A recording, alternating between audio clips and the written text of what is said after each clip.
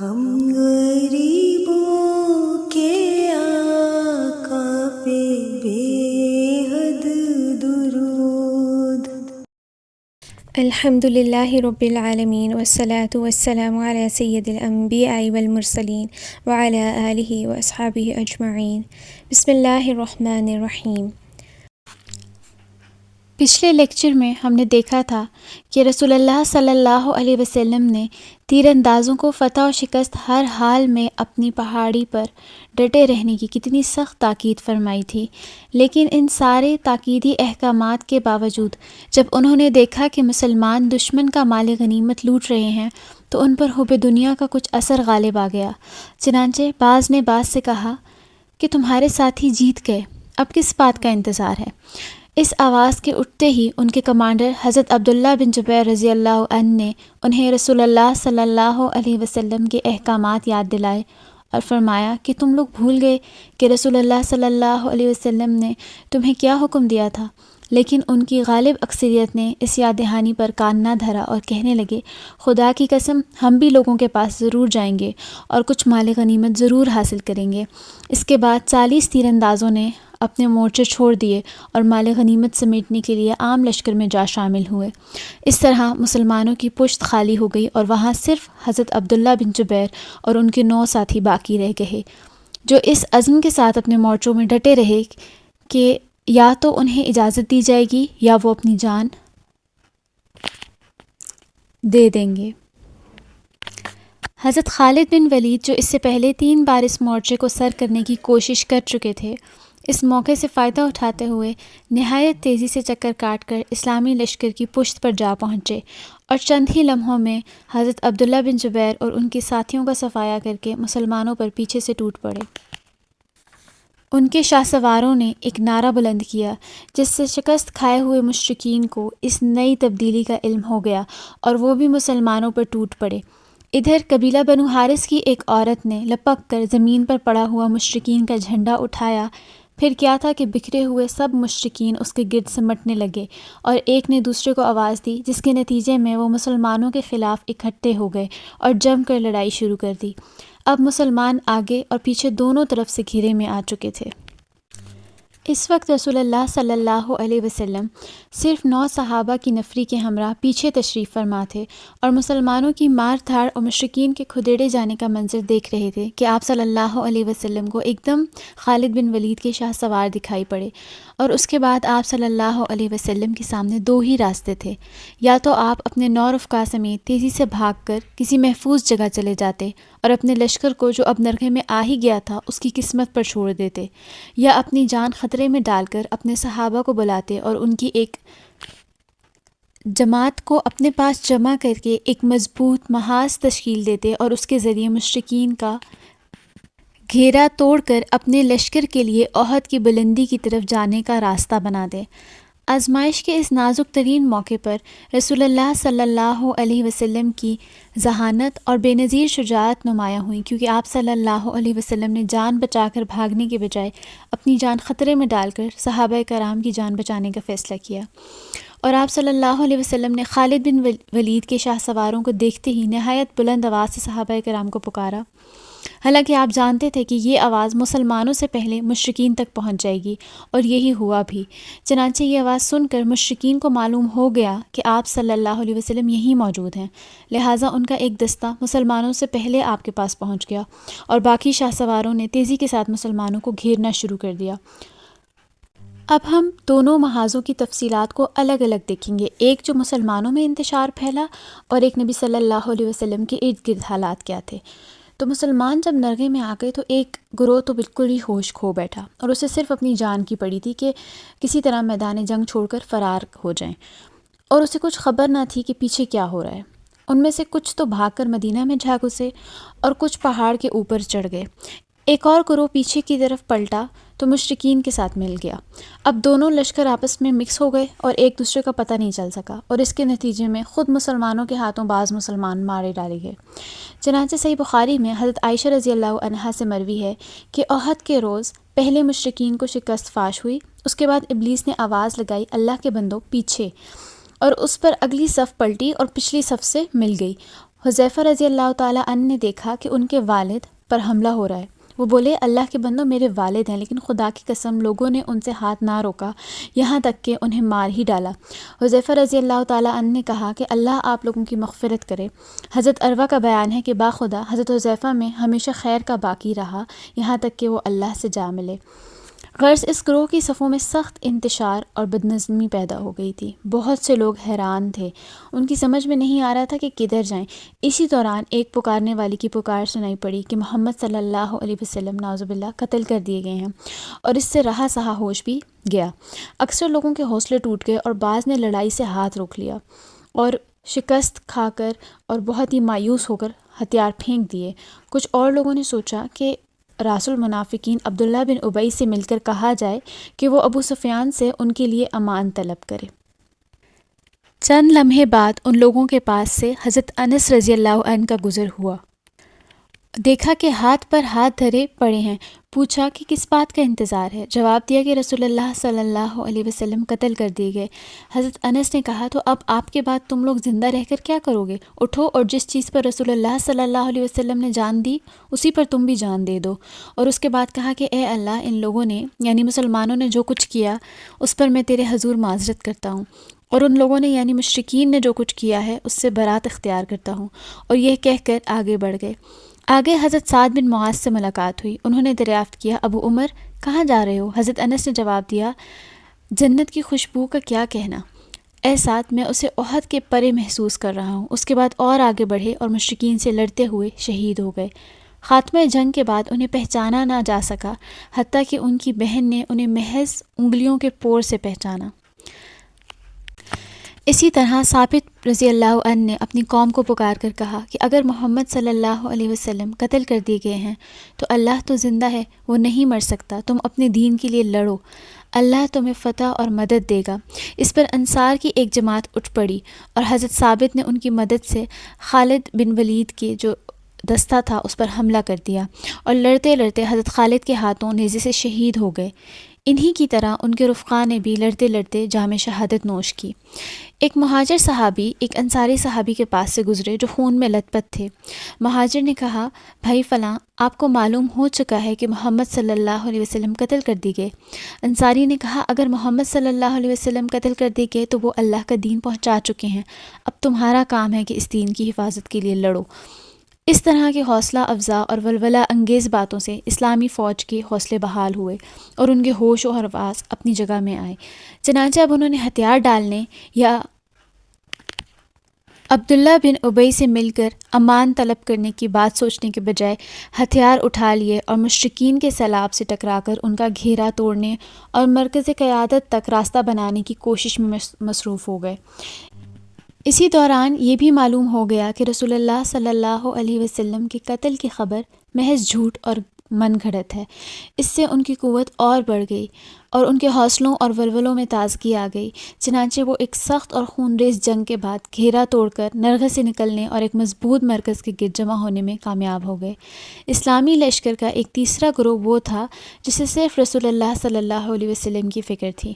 یہ گروہ گھیراؤ کی کارروائی کا علم ہوتے ہی رسول اللہ صلی اللہ علیہ وسلم کی طرف پلٹا، اور ان میں سر فہرست حضرت ابوبکر صدیق، حضرت عمر بن خطاب اور علی ابن ابی طالب ہیں۔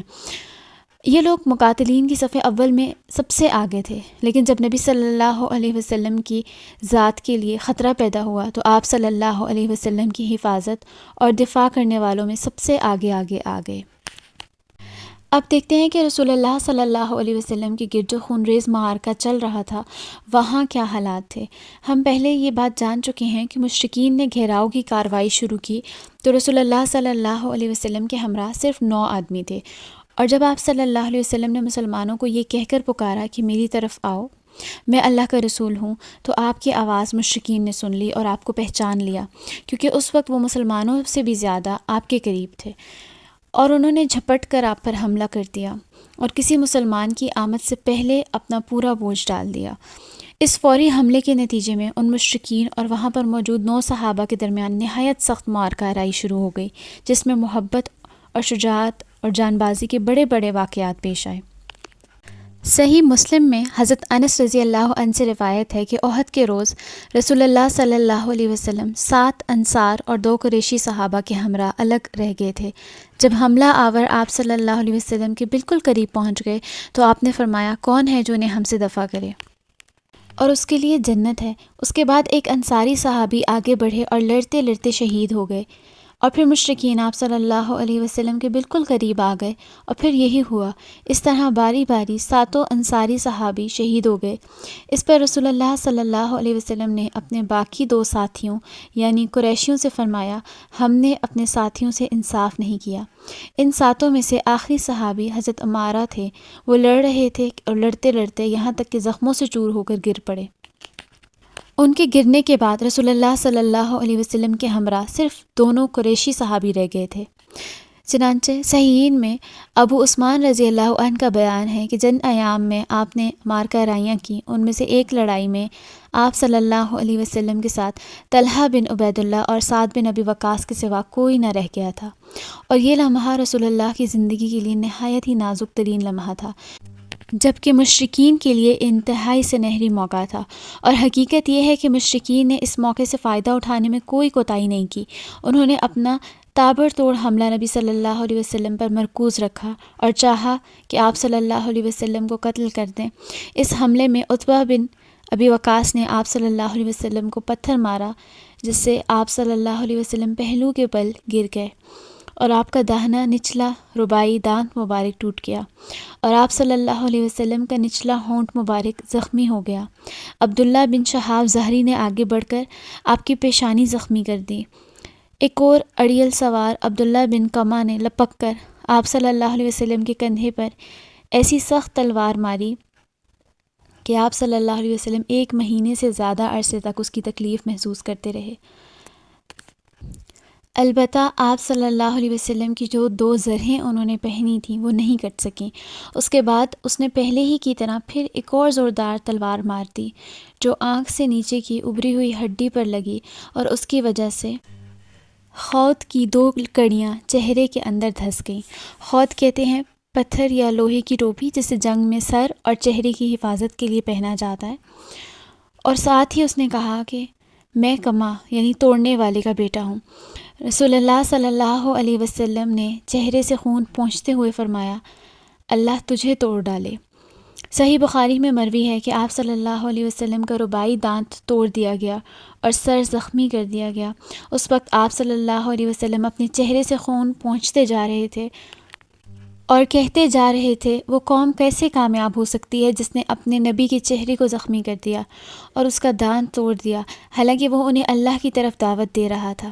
اس پر اللہ تعالیٰ نے ایک آیت نازل فرمائی جس کا ترجمہ ہے، آپ کو کوئی اختیار نہیں، اللہ چاہے تو انہیں توبہ کی توفیق دے اور چاہے تو عذاب دے کہ وہ ظالم ہے۔ طبرانی کی روایت ہے کہ آپ صلی اللہ علیہ وسلم نے اس روز فرمایا، اس قوم پر اللہ کا سخت عذاب ہو جس نے اپنے پیغمبر کا چہرہ خون آلود کر دیا، اور پھر تھوڑی دیر رک کر فرمایا، اللہم اغفر لقومی فإنہم لا یعلمون، اے اللہ میری قوم کو بخش دے، وہ نہیں جانتی۔ قربان جاؤں اپنے پیارے نبی محمد صلی اللہ علیہ وسلم پر۔ صحیح مسلم کی روایت میں بھی یہی ہے کہ آپ صلی اللہ علیہ وسلم بار بار کہہ رہے تھے، اے پروردگار میری قوم کو بخش دے، وہ نہیں جانتی۔ اس میں شبہ نہیں کہ مشرکین آپ صلی اللہ علیہ وسلم کو قتل کر دینا چاہتے تھے، مگر 2 قریشی صحابہ یعنی حضرت سعد بن ابی وقاص اور طلحہ بن عبید اللہ رضی اللہ عنہما نے بے مثال بہادری سے کام لے کر صرف 2 ہوتے ہوئے بھی مشرکین کی کامیابی ناممکن بنا دی۔ یہ دونوں ہی عرب کے ماہر ترین تیر انداز تھے۔ انہوں نے تیر مار مار کر مشرکین حملہ آوروں کو رسول اللہ صلی اللہ علیہ وسلم سے دور رکھا۔ جہاں تک سعد بن ابی وقاص کا تعلق ہے تو رسول اللہ صلی اللہ علیہ وسلم نے اپنے سارے تیر ان کے لیے بکھیر دیے اور فرمایا، چلاؤ تم پر میرے ماں باپ فدا ہوں۔ حضرت طلحہ رضی اللہ عنہ نے 11 آدمیوں کے برابر تنہا لڑائی کی، یہاں تک کہ ان کے ہاتھ پر تلوار کی ایک ایسی ضرب لگی جس سے ان کی انگلیاں کٹ گئیں۔ ترمذی کی روایت ہے کہ رسول اللہ صلی اللہ علیہ وسلم نے ان کے بارے میں اس روز فرمایا، جو شخص کسی شہید کو روئے زمین پر چلتا ہوا دیکھنا چاہے وہ طلحہ بن عبید اللہ کو دیکھ لے۔ اسی نازک ترین لمحے اور مشکل ترین وقت میں اللہ نے غیب سے اپنی مدد نازل فرمائی۔ چنانچہ صحیحین میں حضرت سعد رضی اللہ عنہ کا بیان ہے کہ میں نے رسول اللہ صلی اللہ علیہ وسلم کو احد کے روز دیکھا۔ آپ صلی اللہ علیہ وسلم کے ساتھ 2 آدمی تھے، سفید کپڑے پہنے ہوئے۔ یہ دونوں آپ کی طرف سے انتہائی زوردار لڑائی لڑ رہے تھے۔ میں نے اس سے پہلے اور اس کے بعد ان دونوں کو کبھی نہیں دیکھا۔ ایک اور روایت میں ہے کہ یہ دونوں حضرت جبرائیل علیہ السلام اور حضرت میکائیل علیہ السلام تھے۔ یہ سارا حادثہ چند لمحات کے اندر بالکل اچانک اور نہایت تیز رفتاری سے پیش آ گیا، ورنہ نبی صلی اللہ علیہ وسلم کے منتخب صحابہ کرام جو لڑائی کے دوران صف اول میں تھے، جنگ کی صورتحال بدلتے ہی نبی صلی اللہ علیہ وسلم کی آواز سنتے ہی آپ کی طرف بے تحاشا دوڑ کر آئے کہ کہیں آپ کو کوئی ناگوار حادثہ پیش نہ آ جائے۔ مگر یہ لوگ پہنچے تو رسول اللہ صلی اللہ علیہ وسلم زخمی ہو چکے تھے، 6 انصاری شہید ہو چکے تھے، 7ویں زخمی ہو کر گر چکے تھے، اور حضرت سعد اور حضرت طلحہ جان توڑ کر مدافعت کر رہے تھے۔ ان لوگوں نے پہنچتے ہی اپنے جسموں اور ہتھیاروں سے نبی صلی اللہ علیہ وسلم کے گرد ایک باڑ تیار کر دی اور دشمن کے حملے روکنے میں انتہائی بہادری سے کام لیا۔ ادھر مشرکین کی تعداد بھی لمحہ بلمحہ بڑھتی جا رہی تھی، جس کے نتیجے میں ان کے حملے سخت ہوتے جا رہے تھے اور ان کا دباؤ بڑھتا جا رہا تھا، یہاں تک کہ رسول اللہ صلی اللہ علیہ وسلم ان کے چند گڑھوں میں سے ایک گڑھے میں جا گرے، جنہیں ابو عامر فاسق نے اسی قسم کی شرارت کے لیے کھود رکھا تھا، اور اس کے نتیجے میں آپ صلی اللہ علیہ وسلم کا گھٹنا مبارک موچ کھا گیا۔ حضرت علی رضی اللہ تعالیٰ عنہ نے آپ کا ہاتھ تھاما اور طلحہ بن عبید اللہ نے، جو خود بھی زخموں سے چور تھے، آپ کو آغوش میں لیا، تب آپ بالکل کھڑے ہو سکے۔ بہرحال اس موقع پر مسلمانوں نے ایسی بے مثال جانبازی کا مظاہرہ کیا جس کی مثال تاریخ میں نہیں ملتی۔ حضرت ابو طلحہ رضی اللہ عنہ نے اپنے آپ کو رسول اللہ صلی اللہ علیہ وسلم کے آگے ڈھال بنا لیا۔ وہ اپنا سینہ سامنے کر دیا کرتے تھے تاکہ آپ صلی اللہ علیہ وسلم کو دشمن کے تیروں سے محفوظ رکھ سکیں۔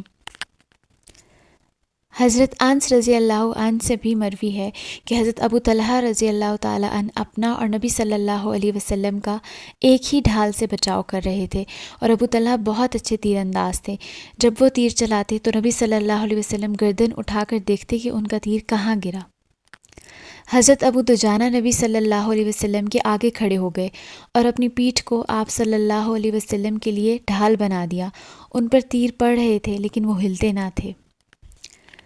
حضرت حاطب نے عتبہ بن ابی وقاص کا پیچھا کیا، جس نے نبی صلی اللہ علیہ وسلم کا دندان مبارک شہید کیا تھا، اور اسے اس زور کی تلوار ماری کہ اس کا سر چھٹک گیا، پھر اس کے گھوڑے اور تلوار پر قبضہ کر لیا۔ حضرت سعد بن ابی وقاص بہت زیادہ خواہاں تھے کہ اپنے اس بھائی عتبہ کو قتل کریں، مگر وہ کامیاب نہ ہو سکے، بلکہ یہ سعادت حضرت حاطب کی قسمت میں تھی۔ رسول اللہ صلی اللہ علیہ وسلم خود بھی تیر چلا رہے تھے۔ حضرت قتادہ بن نعمان رضی اللہ تعالیٰ عنہ کی روایت ہے کہ رسول اللہ صلی اللہ علیہ وسلم نے اپنی کمان سے اتنے تیر چلائے کہ اس کا کنارہ ٹوٹ گیا، پھر اس کمان کو حضرت قتادہ بن نعمان نے لے لیا اور وہ انہی کے پاس رہی۔ حضرت عبد الرحمن بن عوف نے لڑتے لڑتے منہ پر چوٹ کھائی، جس سے ان کا سامنے کا دانت ٹوٹ گیا، اور انہیں 20 یا 20 سے زیادہ زخم آئے، جن میں سے بعض زخم پاؤں میں لگے اور وہ لنگڑے ہو گئے۔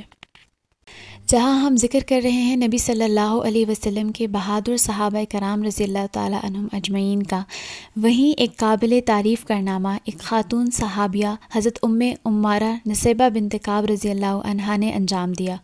وہ چند مسلمانوں کے درمیان لڑتی ہوئی ابن کما کے سامنے آ گئیں۔ ابن کما نے ان کے کندھے پر ایسی تلوار ماری کہ گہرا زخم ہو گیا۔ انہوں نے بھی ابن کما کو اپنی تلوار کی کئی ضربیں لگائیں، لیکن وہ 2 زرہیں پہنے ہوئے تھا، اس لیے بچ گیا۔ حضرت عمارہ رضی اللہ عنہا نے لڑتے بڑھتے 12 زخم کھائے۔ یہ صحابیہ ایک بہت ہی بہادر خاتون تھی۔ حضرت مصعب بن عمیر رضی اللہ عنہ نے بھی انتہائی جانبازی سے جنگ کی۔ انہی کے ہاتھ میں اسلامی لشکر کا جھنڈا تھا۔ ظالموں نے ان کے داہنے ہاتھ پر اس زور کی تلوار ماری کہ ہاتھ کٹ گیا۔ اس کے بعد انہوں نے بائیں ہاتھ میں جھنڈا پکڑ لیا اور کفار کے مقابلے میں ڈٹے رہے۔ بالآخر ان کا بایاں ہاتھ بھی کاٹ دیا گیا، اور اس کے بعد انہوں نے جھنڈے پر گھٹنے ٹیک کر اسے سینے اور گردن کے سہارے لہرائے رکھا اور اسی حالت میں جام شہادت نوش فرمایا۔ ان کا قاتل ابن کما تھا۔ وہ سمجھ رہا تھا کہ یہ محمد صلی اللہ علیہ وسلم ہے، کیونکہ حضرت مصعب بن عمیر آپ کے ہم شکل تھے، چنانچہ وہ حضرت مصعب کو شہید کر کے مشرکین کی طرف واپس چلا گیا اور چلا چلا کر اعلان کیا کہ محمد صلی اللہ علیہ وسلم قتل کر دیے گئے۔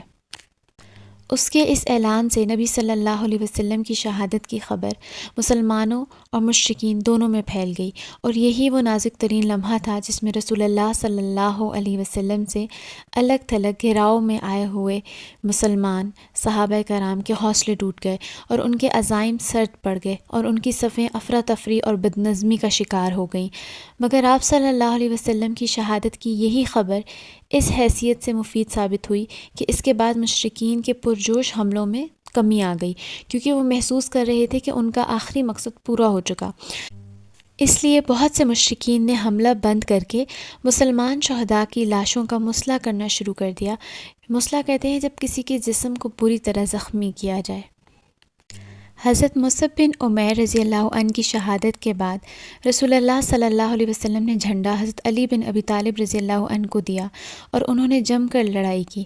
وہاں پر موجود باقی صحابہ کرام نے بھی بے مثال جانبازی کے ساتھ دفاع اور حملہ کیا، جس سے بالآخر اس بات کا امکان پیدا ہو گیا کہ رسول اللہ صلی اللہ علیہ وسلم مشرکین کی صفیں چیر کر گھیراؤ میں آئے ہوئے صحابہ کرام کی جانب راستہ بنائیں۔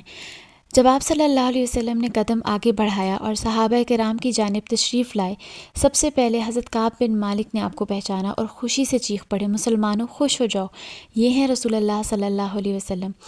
آپ صلی اللہ علیہ وسلم نے اشارہ فرمایا کہ خاموش رہو تاکہ مشرکین کو آپ کی موجودگی اور مقام کا پتہ نہ چل سکے، مگر ان کی آواز مسلمانوں کے کان تک پہنچ چکی تھی اور سب مسلمان آپ صلی اللہ علیہ وسلم کی پناہ میں آنا شروع ہو گئے اور آہستہ آہستہ تقریباً 30 صحابہ جمع ہو گئے۔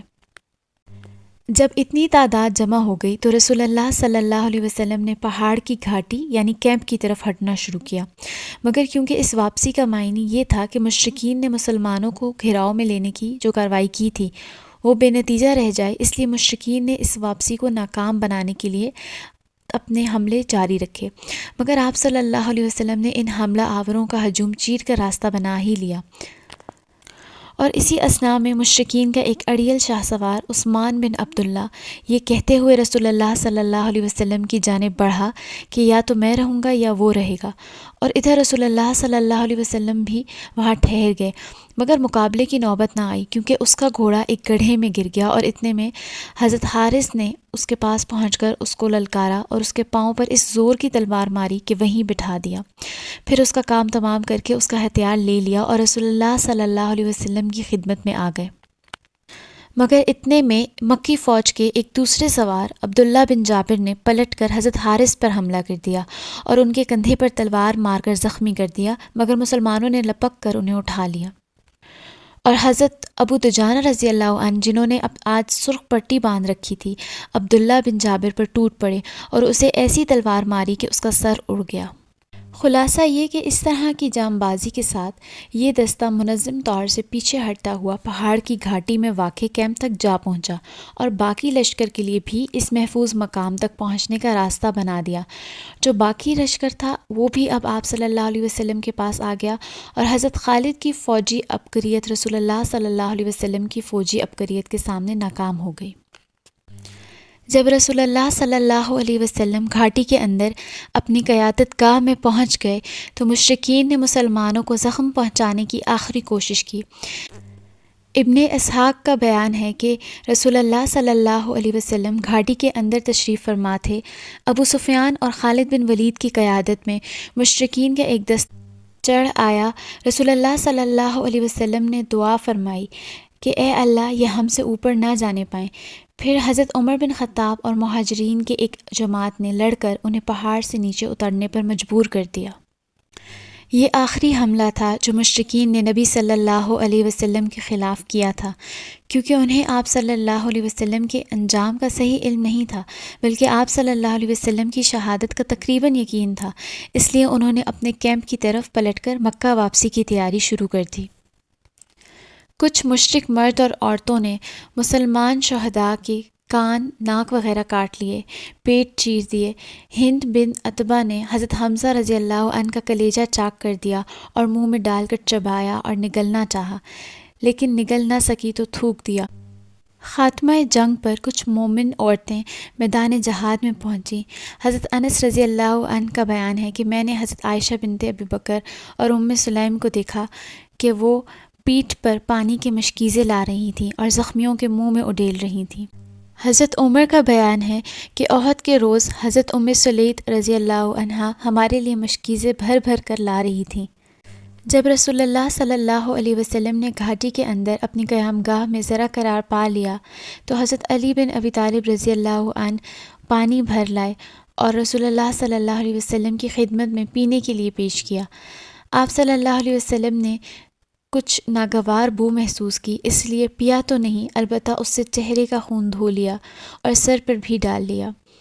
حضرت سہل فرماتے ہیں مجھے معلوم ہے کہ رسول اللہ صلی اللہ علیہ وسلم کا زخم کس نے دھویا، پانی کس نے بہایا اور علاج کس چیز سے کیا گیا۔ آپ صلی اللہ علیہ وسلم کی لخت جگر حضرت فاطمہ رضی اللہ تعالی عنہا آپ صلی اللہ علیہ وسلم کا زخم دھو رہی تھیں اور حضرت علی ڈھال سے پانی بہا رہے تھے۔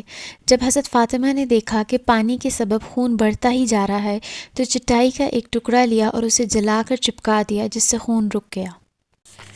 مشرکین نے واپسی کی تیاری مکمل کر لی تو ابو سفیان جبل احد پر نمودار ہوا اور بآواز بلند بولا، کیا تم میں محمد صلی اللہ علیہ وسلم ہیں؟ لوگوں نے کوئی جواب نہیں دیا۔ اس نے پھر کہا، کیا تم میں ابو قحافہ کے بیٹے یعنی حضرت ابو بکر ہیں؟ لوگوں نے کوئی جواب نہیں دیا۔ اس نے پھر سوال کیا، کیا تم میں عمر بن خطاب ہیں؟ لوگوں نے اب کی مرتبہ بھی کوئی جواب نہیں دیا، کیونکہ نبی صلی اللہ علیہ وسلم نے صحابہ کرام کو اس کا جواب دینے سے منع فرما دیا تھا۔ جب کوئی جواب نہ ملا تو اس نے کہا، ان تینوں سے فرصت ہوئی۔ یہ سن کر حضرت عمر بے قابو ہو گئے اور بولے، او اللہ کے دشمن، جن کا تو نے نام لیا ہے وہ سب زندہ ہیں، اور ابھی اللہ نے تیری رسوائی کا سامان باقی رکھا ہے۔ اس کے بعد ابو سفیان نے کہا، تمہارے مقتولین کا مسئلہ ہوا ہے، لیکن میں نے نہ اس کا حکم دیا تھا نہ اس کا برا ہی منایا ہے۔ پھر نعرہ لگایا، حبل بلند ہو۔ نبی صلی اللہ علیہ وسلم نے فرمایا، تم لوگ جواب کیوں نہیں دیتے؟ صحابہ نے عرض کیا، کیا جواب دیں؟ آپ صلی اللہ علیہ وسلم نے فرمایا، کہو اللہ اعلی و اجل، اللہ اعلیٰ اور برتر ہے۔ پھر ابو سفیان نے نعرہ لگایا، ہمارے لیے عزا ہے اور تمہارے لیے عزا نہیں۔ نبی صلی اللہ علیہ وسلم نے فرمایا، جواب کیوں نہیں دیتے؟ صحابہ نے دریافت کیا، کیا جواب دیں؟